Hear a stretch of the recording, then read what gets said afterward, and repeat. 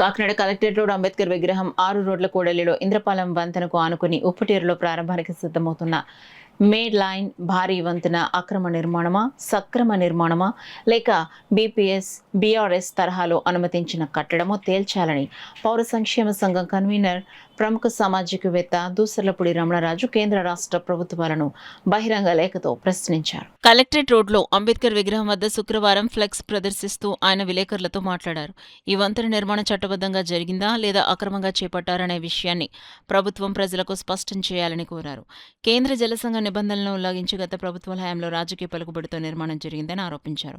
భూ రికార్డులో అక్రమ మార్పులు చేసే నిర్మాణానికి సహకరించారని పేర్కొన్నారు. దీనిపై న్యాయ విచారణ జరిపితే వాస్తవాలు వెలుగులోకి వస్తాయన్నారు. వంతెన ప్రారంభమైతే ఇప్పటికే తీవ్ర రద్దీ ఉన్న 6 రోడ్ల కూడలలో ట్రాఫిక్ సమస్యలు, ప్రమాదాలు మరింత పెరిగే అవకాశం ఉందని ఆందోళన వ్యక్తం చేశారు. నగరంలో వరద ముంపు సమస్యలకు కూడా ఈ వంతెన ఒక కారణంగా మారుతుందన్నారు. మేడ్ లైన్ ప్రాంతంలో ప్రభుత్వ భూములను ప్రజా ప్రయోజనాల కోసం వినియోగించాలని, పేదల గృహాలు, తీర ప్రాంత కార్మికుల నివాసాలు, జర్నలిస్టుల కాలనీ వంటి అవసరాలకు కేటాయించాలని సూచించారు. ముఖ్యమంత్రి, ఉప ముఖ్యమంత్రి, ప్రజాప్రతినిధులు ఈ అంశంపై ప్రజలకు వివరణ ఇవ్వాలని, వంతెన నిర్మాణానికి సంబంధించిన పూర్తి వివరాలతో శ్వేతపత్రం విడుదల చేయాలని డిమాండ్ చేశారు. అభ్యంతరాలు వ్యక్తమైతే పూర్వ జిల్లా కలెక్టర్, ప్రస్తుత ముఖ్యమంత్రి ప్రధాన కార్యదర్శిగా పనిచేసి తిరుమల తిరుపతి దేవస్థానం ఈవోగా చేస్తున్నటువంటి ముద్దాడ రవిచంద్ర గారు వీటి అనుమతులు రద్దు చేశారు.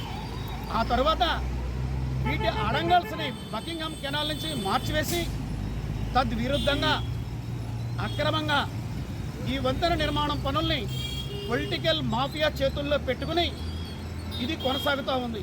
కరోనా సమయాలు కానీ లేదా విపత్కర పరిస్థితుల్లో ఉన్నటువంటి వేళల్లో కానీ ఈ పనులన్నీ పూర్తి చేసుకుంటూ వస్తూ ఉన్నారు. దీనికి అంతటికీ కూడా ఈ పొలిటికల్ మాఫియా సహకరిస్తూ ఉంది.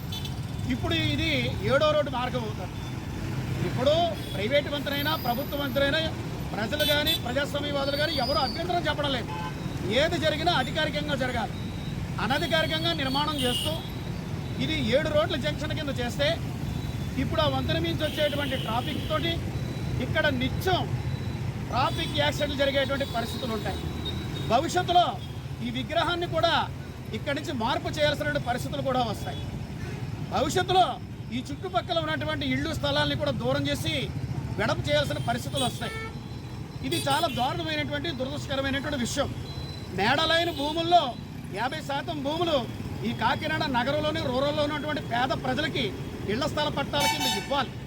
అలా ఇవ్వకుండా వీళ్ళ పొలిటికల్ మాఫియా చేతిలో పెట్టుకుని ఈ చేస్తున్నటువంటి వైఖరిని మొదటి నుంచి కూడా పౌర సంక్షేమ సంఘం తీవ్రంగా వ్యతిరేకిస్తూ ఉంది. ఇప్పుడు దీన్ని ఈ స్తంభాలకి కరెంట్లు కూడా లైన్లు కూడా వేసి దీన్ని ప్రారంభించడానికి కూడా ఎప్రోతులు కూడా సిద్ధం చేసి పెట్టారు. ప్రభుత్వం సహకరించకుండా ఈ పనులు జరగవు. కాబట్టి పౌర సంక్షేమ సంఘం ప్రభుత్వాన్ని ఏం కోరుతుందంటే ఈ మేడలైన వంతెన మీద, ఈ అక్రమ నిర్మాణం మీద మీరు శ్వేతపత్రాన్ని ప్రకటించాలి, ప్రజలకు జవాబుదారీ ఇవ్వాలి. అసలు వీటికి ఉన్నటువంటి అనుమతుల మీద మొదటి నుంచి ఇప్పటి వరకు ఏం జరిగిందనేటువంటిది జ్యుడిషియల్ విచారణ జరగాలి అని పౌర సంక్షేమ సంఘం డిమాండ్ చేస్తూ ఉంది. దీనికి అందరూ కూడా బాధ్యత వహించాలని చెప్పి సామాజికంగా ప్రజల యొక్క అభిప్రాయాన్ని ప్రభుత్వం ముందు ఉంచడం జరుగుతోంది.